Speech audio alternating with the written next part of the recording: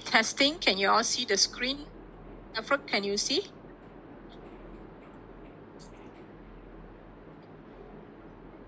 Yeah, can. Great, thank you. Okay, leaving a legacy for your loved ones. That's the title of today's talk. Sometimes I call it awareness sharing, but today I like to call it a legacy for our loved ones. You see, what we do in life is, give me a minute, I'm being blocked by my own screen. Okay. What we do in life is we begin by creating wealth in our wealth management process. When we are young, we will start to create, then we will try and seek to protect whatever we have. We maybe sometimes buy insurance, we buy investments, we buy all kind of plans for protection. And along the way in life, we will accumulate. We will accumulate our assets, whether property, land, savings, investments. But one thing we seldom pay a lot of attention to, even for myself, is the wealth distribution portion.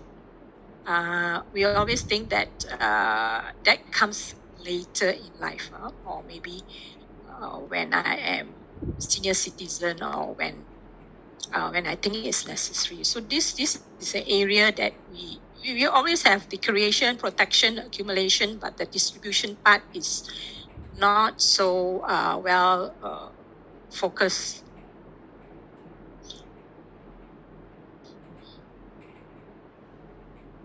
Okay, one of the thoughts that people usually share with me as I go along talking about this is that they do not think that asset management is something they need to look into, because they say, I do not have much property, or I do not have much assets.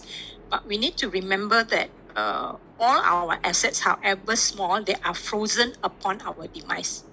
You will automatically be frozen. Another thought is our assets will automatically transfer to my family because of statutory law. But we need to remember that many steps are needed for distribution.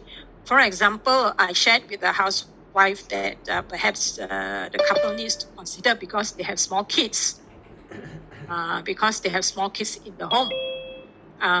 Then the response I got was that she said to me that I thought that everything will go to me simply because I am his wife. Okay, that's not, as you can see later, that is not 100% true. Then another issue is lifetime transfer. This is one that people do, that during your lifetime you transfer to your children, or you transfer to your grandchildren, etc. You transfer to your beneficiaries to your lifetime, leaving yourself no property in your name. The reason people do that is that they do not want the children to have a lot of problem when they are not here.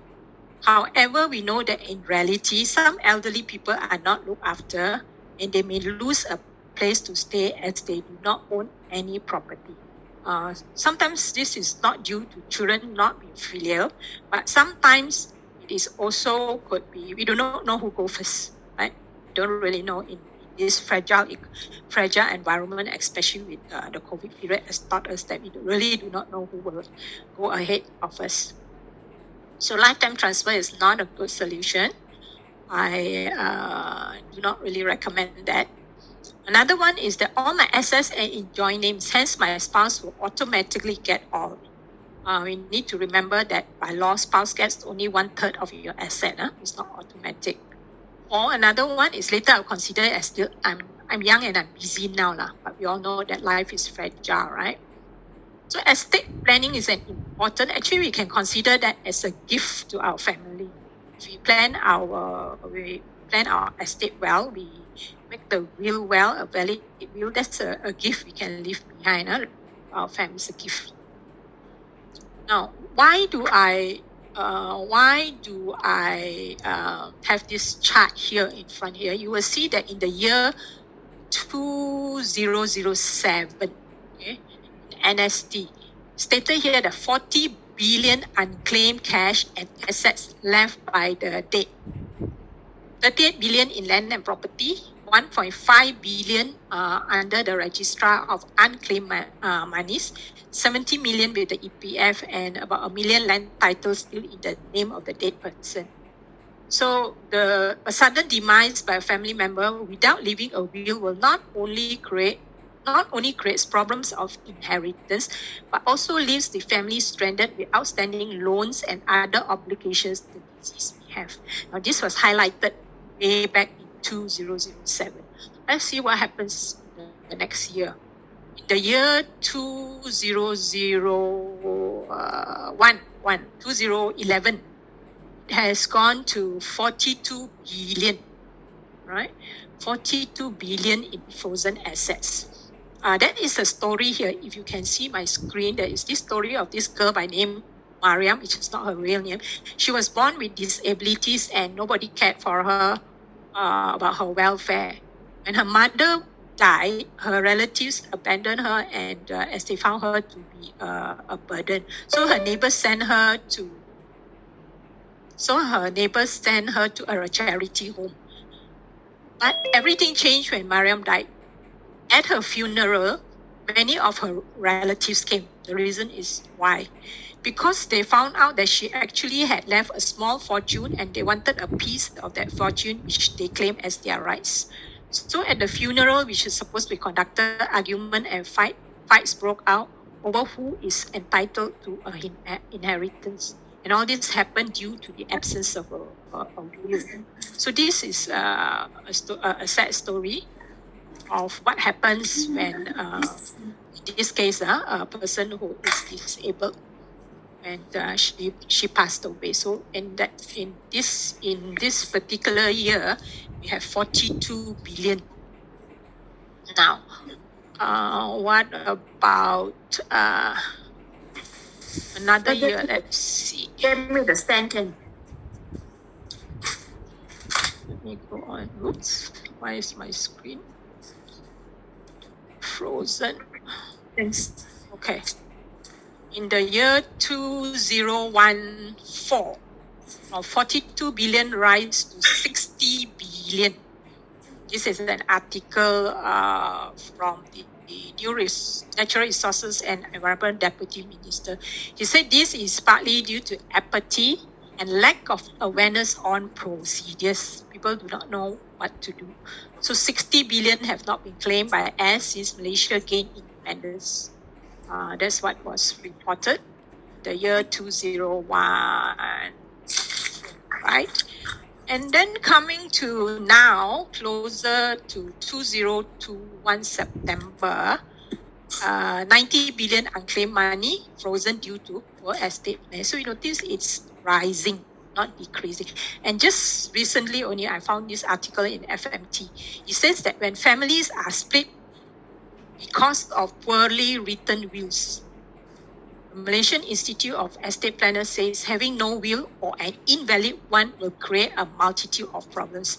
So if you have a will, a DIY will or will that's been written, please you need to make sure that is properly written, right? So this is in September 2022, just this month, this article came out.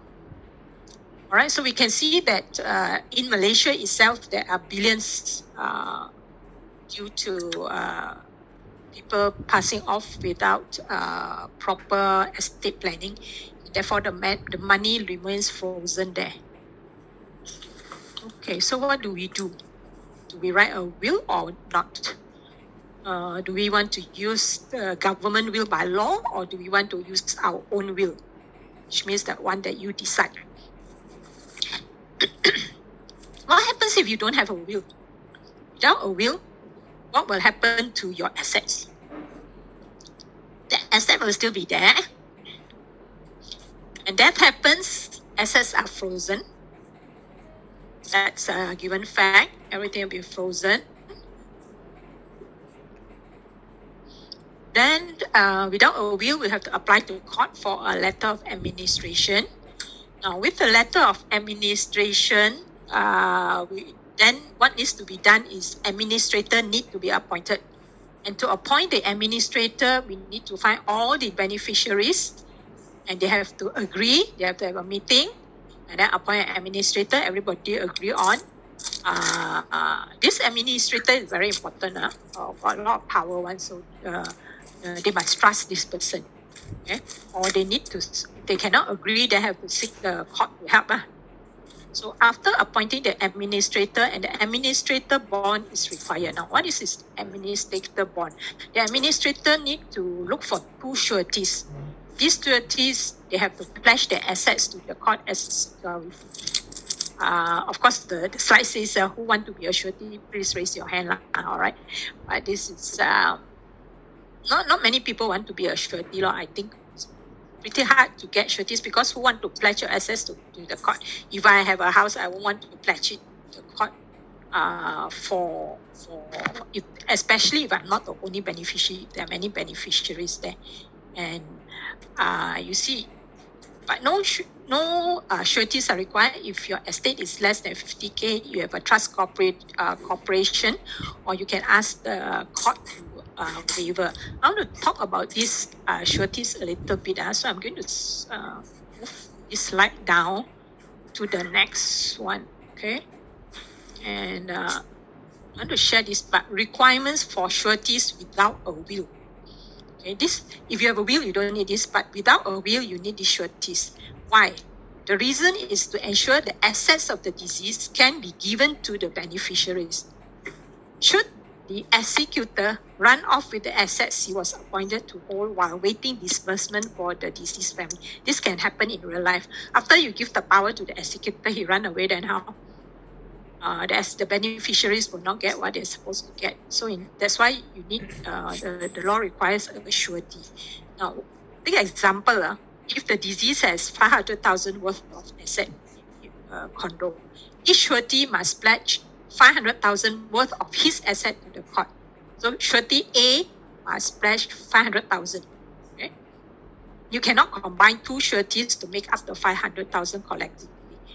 Each need to come with 500,000. So where would you find such surety willing to pledge the 500,000 of asset? Not easy. It's not an easy matter. Okay, so this is the explanation about sureties. Let me go back to this slide. I want to continue here. I talked about this sureties. After you locate your sureties, then the LA is granted. Everything is clear. The letter of administration is granted. The assets are unfrozen. This can take maybe 5 years or more. What happens if you have a will? Okay, this is what happens when your will. Death happens. Assets also frozen. You apply to the court for a grant of probate. The executor no need to find already, is written. No need consent from beneficiaries to appoint. No need meeting anymore. No need agreement. The executor already, as per stated in the will, the grant of probate is granted. And then this will probably take about 6 months to a year. Okay? So without a will, what is yours? It will not be yours until the court decides. But if you have a will, you can unlock your frozen assets. This you can see the advantages of having a will in terms of duration, and process is shorter. Okay, without a will and with a will. Now, how will your assets be distributed if you use the government's will, which means that you don't have a will? How will the distribution be? Okay, let's see here.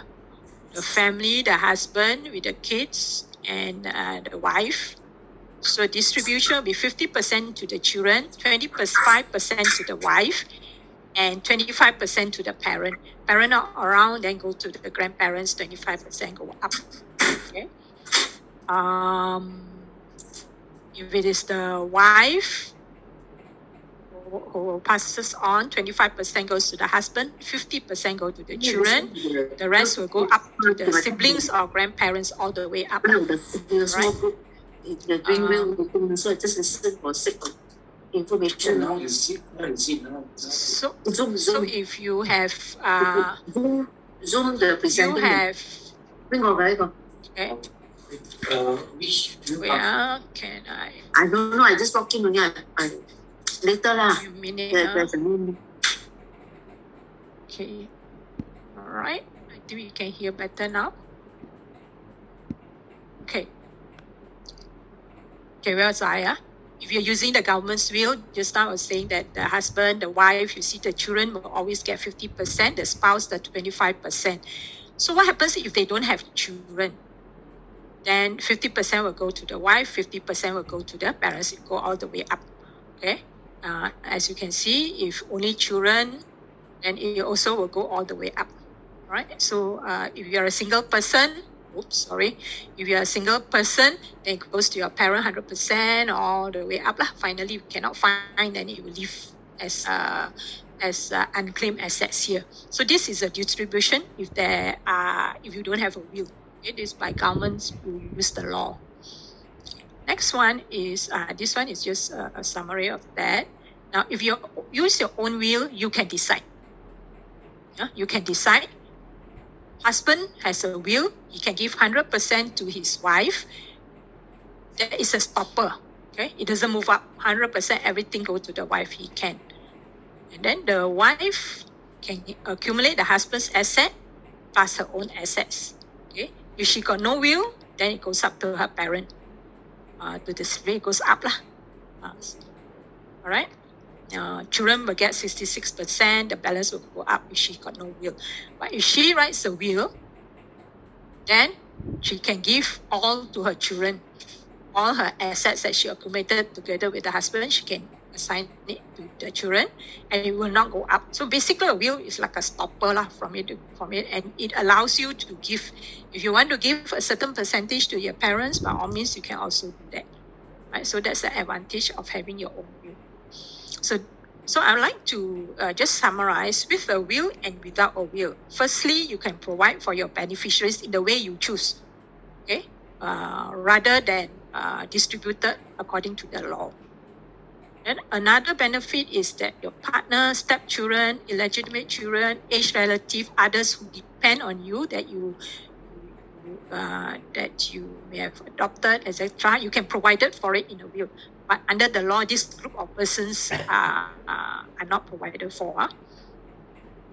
Then with a will, you also exercise the right to appoint the people of your choice to administer your assets and to carry out your wishes, safeguarding the interests of those you love and care.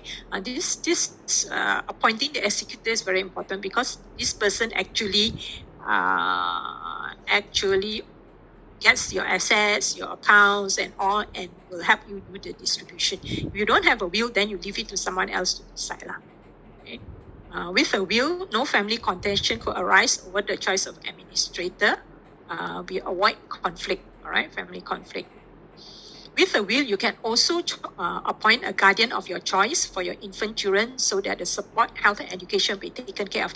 This one I always emphasize to couples, the young couples who've got children.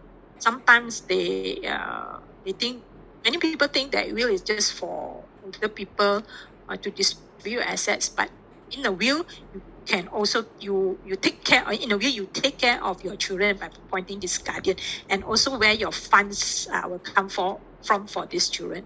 If without a will, then someone else decides for you. So with a will, no sureties are required. You don't need those sureties that I shared with you earlier on, the two that is required without a will. So in terms of cost, it probably be less because the procedure is less.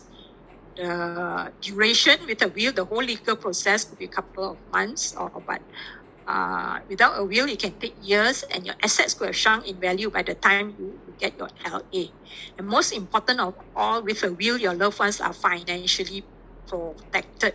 Whereas without a will, the family could be facing serious financial problems while waiting for assets to be unfrozen. It's the meanwhile, how do they survive each day? Okay. So what is a will?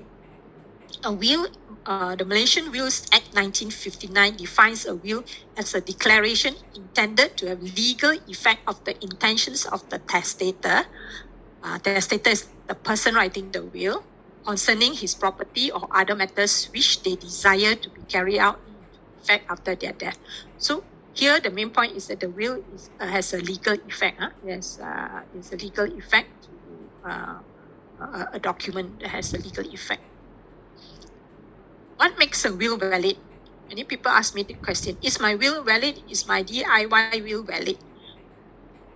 Under the Wills Act, for a will to be valid, there are certain requirements. Firstly, the testator making the will must have sound mind. Someone asked me recently, a person had a stroke without a will. She was lying in the hospital with tubes. Want to make will? I said cannot, not because the person is not awake, is not conscious. So we cannot go to her and just get thumbprint or something. So testator making the will must have a sound mind.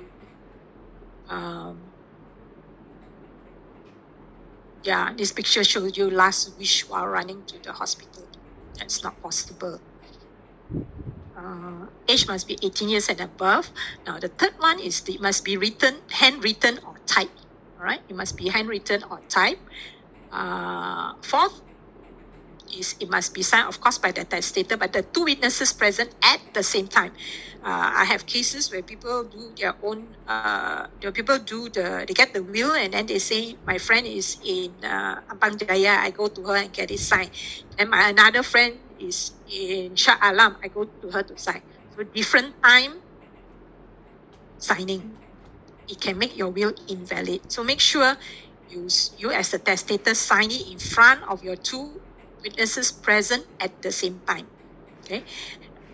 Your witness need not know the content of your will. Somebody also asked me, do they need to read what I write inside? No, they don't need to read. They only need to see that you sign. The signature is yours. Okay? They witness your signature that you have signed this will. That's their role. And the witness cannot be beneficiaries of the will and nor their spouses, right?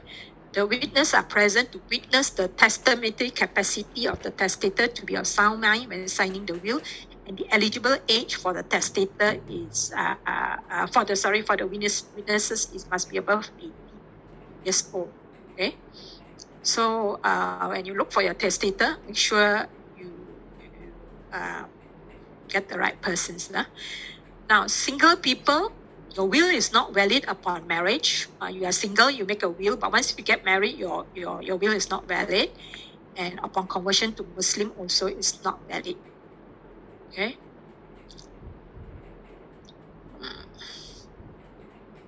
Okay, who is involved in a will? Which blocking? Sorry. Okay. Who are involved in a will? First, you have the testator, the person who sets up the will. Okay? The person whose assets is to be distributed. That's the testator. Then who execute the testator? Who's the one that will help you do the ABC after you are not here? All the steps that need to be taken. Who will make sure your assets are distributed? That is the executor. And the beneficiary is the one who will benefit from the will. And these three are compulsory, right? In your will, these three are compulsory. Optional one are a guardian. If you have children, those who have the guardian is the one who have the legal right over the minor welfare. Somebody you appoint to look after your children. And a trustee, someone will protect the minor's interest, but these are optional, right? Okay. What other purposes in the will? I think I've mentioned that is guardianship of infant. And this was mentioned in the SPA some time ago by the then, at that point in time, Rina mentioned that 33 kids lost parents to COVID-19. I think the numbers have gone up. So at that time, the children be handed over to close relatives or next of kin who are willing and capable of taking care of them. So if you have a will, this would have been stated who will take care of your children. Now, how do you set up a will? Okay, there are a few steps I will share here. Firstly, steps to estate planning. You start with what assets are there. What assets are to be dealt with as part of your estate plan? So you start with listing down your assets, okay? What are the assets that you want to look at? Then you look at those assets that have got your name there. Do you own them individual? Is it one name? Is it two name? Or jointly name? Or is it are some assets belonging to charitable organizations? Or do you have a company? You are a partner? This you have to identify who owns those assets. And thirdly, how do you want them distributed upon your death? This question only you can answer. Who should get what, when, and how much? Okay. What they should get, when they should get, and how much each person should get. Okay? You only can decide that. Now, how do you going to make all 1, 2, 3 happen? So this is called what we call an asset plan. It brings together the answers to the above questions. So it's usually include the wills or a trust planning. So if you have children or family members with special need or disabilities, there will be additional steps that need to be done, right? But generally, these are the 4 steps. Let me give you an example. Now, let's example, for example, this lady called Chua E.L.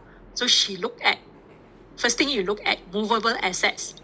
Then you look at your immovable assets. Immovable like property lah. Maybe you own 50% of it is in your name, so you put 50. Then you look your movable assets to be your car, Toyota, Mazda, your FD box, your bank account in HSBC, what type of bank account, fixed deposit or investment. Another account is Standard Chartered, another one OCBC, another one in Maybank. And then you have other types of assets which are nominated ones. And some investments, some insurance, maybe Prudential, where you have nominated your assets. Right? Step so what are your assets? Step 2, the assets belong to who? Okay, the assets belong to who? You put in the details now. This is yours, this is joint name, this single, or property is in Saujana, it's 50% owned by you, share with someone else. Then step 2, go to who you want to give it to. So you name. Maybe car go to this guy, Toyota go to another person, FD share to somebody, equal share. Those with joint account, what you want to do, your share, what you want to do. Okay. Now list of nominated assets is easy because you already nominated them. Just make sure you have nominated, double check. Sometimes we are so busy working, we forget some things that we nominated years ago, especially EPF. You forget that you did it before you got married, but after you got married, you forgot to update. So the spouse name is not there, children's name not there. Or you have you're a new child, so you need to update that, especially EPF. Be very careful with that. Together with your other investments, and of course your property. Maybe you want to appoint a trustee first, and when a child is bigger, you can give it. So asset goes to who? You decide. All right. And actually, in the actual will, you can have main beneficiary and substitute beneficiaries. Okay? You have another layer, substitute. And the 4th step, of course, is step 3. This is the second layer, the pink color one, the substitutes maybe. Okay, step 4, to complete the asset planning. This would the picture it look like. Okay. Then there are certain elements you need to look at. You have to appoint a guardian. Okay, so you need to think and approach the people who will be willing to look after your child in case you are not around. Normally they will appoint the spouse first, and then second. If not the spouse, then the second. Because these days we travel with we always travel with spouse. You cannot preempt what may happen, right? So maybe can appoint another person. Then your residual estate. This is after all this, maybe got some more things you forgot, or got some more things that you add on after your will is signed already. You already completed, signed everything, witnessed everything, signed already. Then you have one more property, maybe you buy, or maybe you sell one here and then you buy another one, maybe. Or maybe you have some jewelries that you have, you didn't name them earlier. These are called the residual, the balance. Then you can name one beneficiary, you can name your substitute beneficiaries. This is what we call residuary estate. Okay? Make sure that it's found in your will. There are some like spouse or children, for whatever reason, if you exclude them, state a reason why they are excluded. Maybe the spouse has her own set of assets, so not necessary. Just state it there why they are excluded, and make sure you find the appropriate witnesses. Okay, so that will complete your estate planning in the form of a will document. All right. Now, the probate process. What happens in what happens when you have a will and a person has passed on? This is called the probate process. The first thing the executor, the administrator of your will needs to look at, we all need to look at, is locate the will. Engage a lawyer where, and you have to find the will. If you cannot find the will, it's as good as not having a will. All right. At one time, I personally thought keeping a friend's will in the FD is very safe, but it's too safe because no one has access to it except me. All right. And if I keep my own will in my own FD box, then no one can have access to it upon my passing. So that doesn't make sense. So make sure the will can be located. And then the person need to apply probate, and then they need to authenticate that is the last will and testament. There's no other will. Then extract the probate. That will take about 6 to 12 months. I have this case of there is one will that they said, but they don't know whether that was the last will that the person has written. So they have to ransack the whole house, ransack all the documents and see if there's any other will. So best if you rewrite your will, make sure the last one that you did, just stay away, just destroy it, right? So it doesn't get mixed up.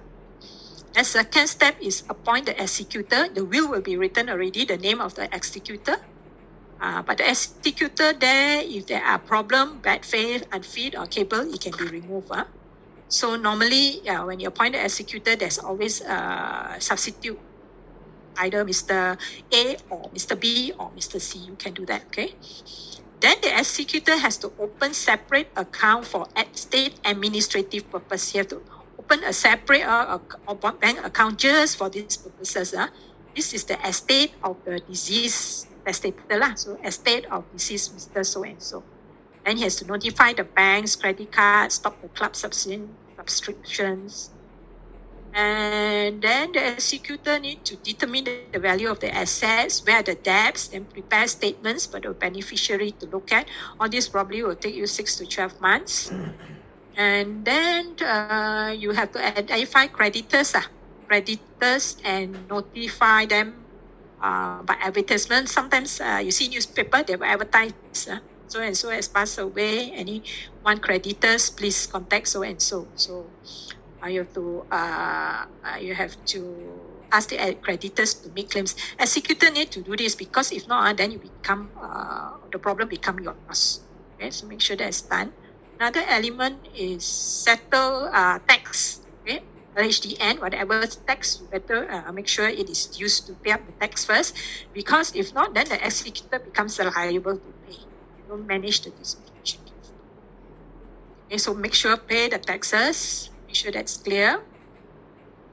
Then distribute. Finally, you can distribute to the beneficiaries whatever that is left. So it's probably take 1.5 to 3 years. This is with a will. This is the probate process with the will. So this is the distribution part. Okay, so executor have quite a task to quite a heavy responsibility. Okay, let's see. Now, duties of an executor, of course, is very long. I won't go through. I'll just do some summary here. Is your executor ready to handle massive duties and responsibilities? Time, basic accounting knowledge, sacrifice in and out of court. Make sure the executor is somebody who hasn't migrated overseas or not, okay? If they are overseas, then it's very difficult for them to run all these duties. So I always advise people to have more than one executor nominated. All right. Does your executor have the knowledge, negotiation power, business skills, maybe handle pressure from bankers, debtors, beneficiaries, immediate needs, disputes, government agency requirements, financial institutions, and you have your business, then company directors, then guardians may require finance for the minors, etc., etc. So executor role very important, right? Now, to apply for a grant of probate or letter of administration, the relevant bodies are the Land Office, the Amanah Raya, and the High Court, right? According to amounts here, assets, movable and immovable. Somebody asked me, making a will, is it very expensive? Oh yeah, in the beginning, I think I forgot to mention that I do represent RHB trustees. Why I show this is I just want to show that it is not super expensive. A principal will can be around 450. That's the basic. If a spouse, then another 370 is cheaper to do together. And most people will fall under the intermediary range. It's about 570. Spouse 470. Okay, so just to give you an idea that it's not super expensive, and you need to rewrite it, the existing clauses, then it's these are the rates, 300, 200, so on and so forth. Okay, I won't spend much time here. Now, the other thing that I want to highlight here is lifetime will custodian. Where to keep the will? And can we appoint professional executors? RHB do act as a professional executor. We can appoint them. That's a lifetime or one-time payment of $100. But if you appoint them as the executor, you can actually appoint them as a substitute. That is what I normally recommend to people. So that's the 100. But if you appoint them as the substitute or the sole executor, then you will have to give them the lifetime custodian, which is compulsory lah. So basically, it's about $900 here. But they will keep. Then they will give you an access card. Access card allow you or your beneficiary or executor to access the will that is kept there anytime. All right. Okay. Some questions that have been asked of me is, will your debts be, I'll share a few questions. Will your debts be cancelled automatically upon your passing? The answer is no. Debts could further be translated in losing properties if there are outstanding loans and insufficient cash to offset those loans. So if you take a loan to buy a house, make sure your insurance coverage is sufficient. All right? Savings and fixed deposit accounts are also automatically frozen upon demise. This means the money is there, but you just can't take it out yet. So a will document is required to unlock the cash. Right? Another question is, how can I ensure my mother be allowed to continue to live in my bungalow? My mother now lives with me. If I'm no more here, I want to make sure my mother can continue to live in this bungalow until she's no more around. Then you can do a testamentary trust, which means the spouse can get the title deed, the name, but the trust can be included in the will where you say the bungalow is to be managed. The bungalow, not the bungalow, the mother is must be entitled to reside in the property for as long as she lives. You cannot sell the property and the property is held by a trustee. Okay, that is realistically, this is something we all face. Another question is, can I write my own will? Of course, you can write your own will. Those we call the DIY one. But I just want to highlight some constraints. One is the location of the will. So if you have done one, make sure the location is known. And then look at your executor. Who did you name as executor? Did you name substitute executor or you only have one executor? And as I've said before, the roles and responsibility of the executor is massive and should not be taken lightly. This is a personal mistake and information that I learned only later in life. Initially, I thought, executor have to distribute only. I thought so. But I found out that my thinking was wrong. So the roles and responsibility of the executor, don't take it too lightly. Because this will include applying to the court for grant of probate, collect excess, settlers, taxes, liabilities, etc., etc. Okay, I've mentioned that earlier. Now, if you have if your will is kept in a safe deposit, make sure who has access to it and how to access. It will be difficult if you to get the will, it falls into a frozen asset. So it's as good as having no will. Okay, if you cannot access it. A delay of 2 years or beyond can happen if wills are not properly written, contain flaws, and possibly cause years of inconvenience and headache to your beneficiaries. Right? So you can write your will, but make sure these constraints are being taken care of. Okay. So why take chances on your hard-earned assets and assets and the financial future of your loved ones with a DIY will? This is a question that somebody also wrote about. So if you save a few $100 over $1 million asset, or maybe 500,000, I think nowadays a condo or a single-story house easily reach 500,000, just the property alone. So just to you have this type of asset, it's not worth. I rather say it's worth spending a few $100 just to make a proper will. Okay, in 2020 you have 90 billion waiting for disbursement due to incomplete wills or missing details, and inheritance to remain frozen for a long period. So let's not add to these 90 billion numbers. All right. Okay. Just a disclaimer saying that I'm sharing information, and please exercise caution for making your own financial decisions. Seek professional advisor for information. All right, this sharing information is solely for it's educational in nature. It's not a legal advice. All right. Okay, I've come to my talk. These are my contact details, my telephone number, and my email. Feel free to contact me at any time. Anytime you can just WhatsApp me or email me. I think WhatsApp is the easiest, right? I'll open this time for Q&A. Anyone has any? I take about 45 minutes of your time. Any questions? You can unmute yourself and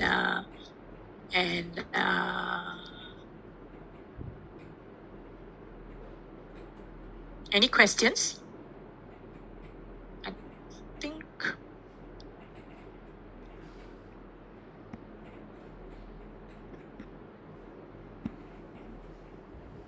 All right, I come back to this screen.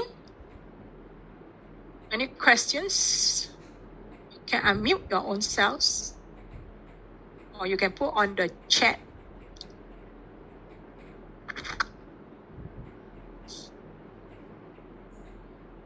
Any clarification, or you've come here with some questions in mind?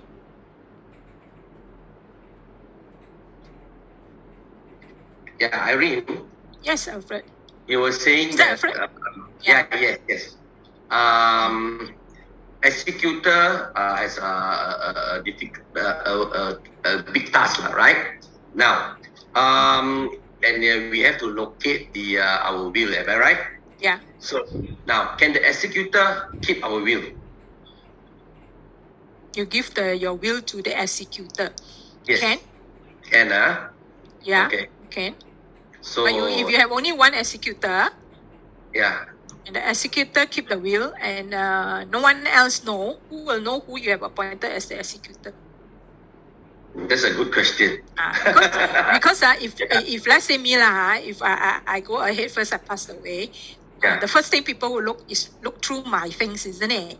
Correct. If I appoint Alfred Ong as the executor, they won't go to Alfred Ong and look for Alfred Ong. Yeah, right? They probably look. They also don't know who you are. They don't even because I have many friends, but it could be anybody.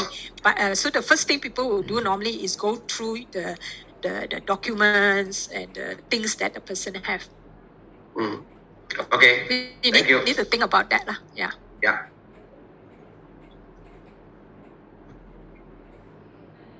Because we can't find, then as good as don't have. So that's why I mentioned earlier, maybe some investment would be, it's not a lot if you are, whether you are still capable to get it properly done and you have a peace of mind.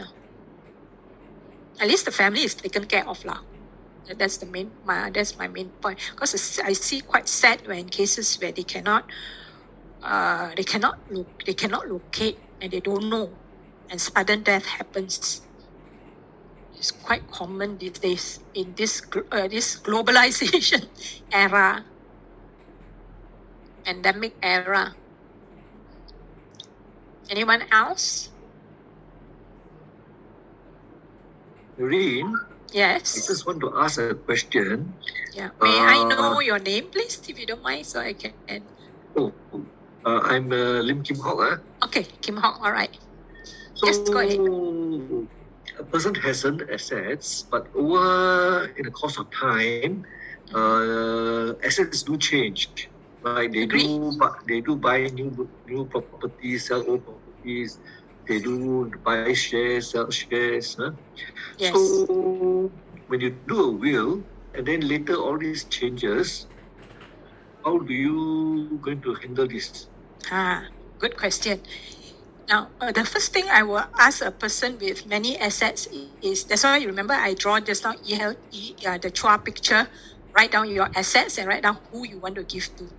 With that picture in mind, what we will advise the person is we will look at it and see how we can optimize the way it is written so that you don't have to keep writing. Right? So for example, I have, at the moment, I have 3 houses. These houses are investment. I may buy and sell. Okay. And I have 2 children. And I have my husband and I have 2 children. So my wish is that if I'm not here, my assets all will go to my husband. All right. All my properties, these 3 will go to my husband. Whatever property will go to my husband. If my husband is not also die with me at the same time, we travel together and my children are left, then my substitute will be my children, and I give to them equal shares. So I can phrase in my will that all my assets, instead of naming them house number 1, house number 2, house number 3, I give them all to my wife. So you don't name them one by one. Now, how to find the details of the asset? You can, we have, although the appendix, the list of assets is not part of the will, but you put it together with the will so that people will know these are your assets. In RHB, they give you this thing called, I'm not sure you can see. They call it's a booklet, okay? The title is Legacy and Succession Planning Services Personal Asset Inventory Booklet.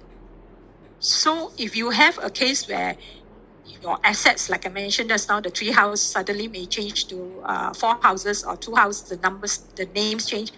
So you put it into an inventory which is kept together with your will. So you can update this, not an issue.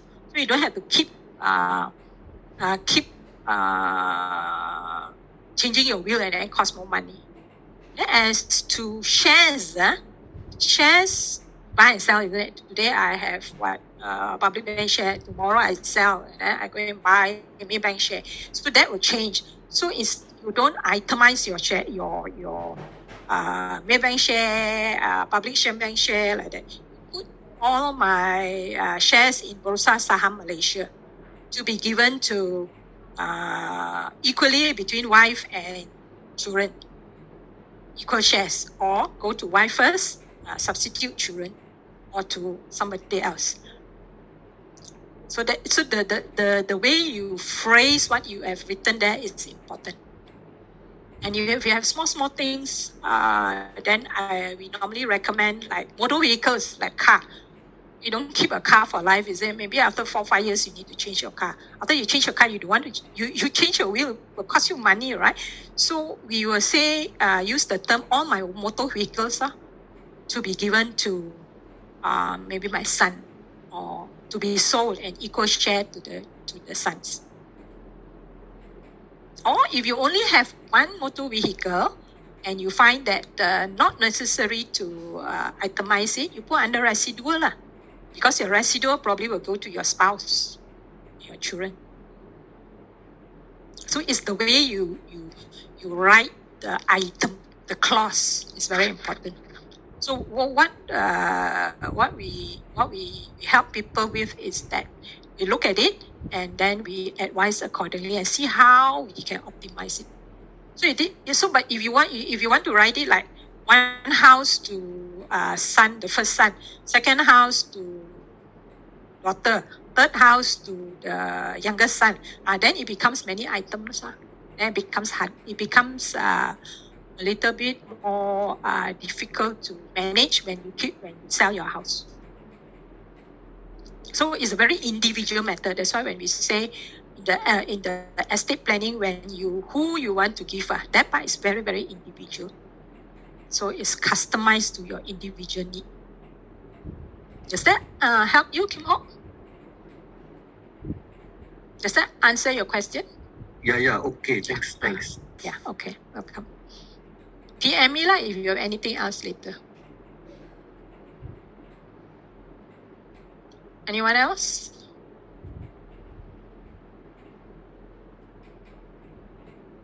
Anybody want to ask about fixed deposit box? How do I handle a fixed deposit box? How to know inside there I have your ladies got gold rings, got earrings, got necklaces. Foreign currencies we keep in our FD boxes, right? How do I give? Who do I give? That's one thing you need to look at lah. Because a box, I also didn't realize this. This is my learning process. I didn't realize that a fixed deposit box I put in, there are two names. Say for example, my name and my husband's name. Then I said, if we travel together and we go already together, then how? Bank told me that must be frozen, no? Then I said, okay, can I put a third person? He said, cannot, can only have two. Then I said, what happens if one person dies first? Then he said, you have to come to the bank and make the declaration and do the necessary to be able to access. The other thing I want to share, if you have fixed, just not a fixed deposit, fixed FD box, not FD box, safe deposit box in the bank. Now I'm talking, I want to share fixed deposit joint accounts. Many of us do that, right? Many of us do that. And we say that if something happens to the partner, we'll quickly go to the bank and then, or even savings account, quickly go to the bank and withdraw. Okay, if your amount is small, one or two banks you can manage lah. If that happens on a weekend, how to go to the bank, you need to think about that. And then if the amount is not very big, okay lah. But if there are different banks, then there's different banks to handle lah. So this possible. Yes, I've told people if small amounts, you quickly go and withdraw. But fixed deposit accounts, there is a clause called there is a survivorship clause. Check your fixed deposit. Normally, when you open nowadays, if you open the hard copy one, the hard copy ones, there is a very light copy at the back. Usually, we take very fine print, we take and throw. I'm one of those that will just throw the small sheet at the back and keep the front sheet. That the one nothing one. But little did I realize, which I learned in this process, that small print is what you need to look at. I checked one bank. It does, in the small print, it does say there is a survivorship clause. It says that if the other joint account holder, any of the joint account holder, if he passes away, it will automatically go to the other person. The full amount, not 50%, 50%. Some people still tell me, 50% is mine, 50% is hers. So I say, how do you know it's 50-50? Maybe 40% is yours and 60% is the other person one. I mean, who is to argue, right? But FDs have that survivorship clause. So if you have FDs, just check with your bank lah. Yours got a survivorship clause. I believe many banks has lah, but I dare not say all banks got lah. Because I don't know. I only know those that I'm aware of. It's called survivorship clause.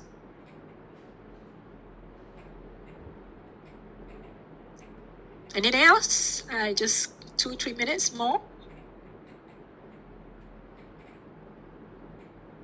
If not, I want to thank all of you for coming. Elizabeth, Ernest, KK, Kim Hok, Michelle, Sahaya, you are here. William, Roland, thank you very much. Alfred and your Uncle Leong, Alice, Judy, thanks for joining. And before I say good night, I'd like to say that if any of you have any question, firstly can always PM me. If any of you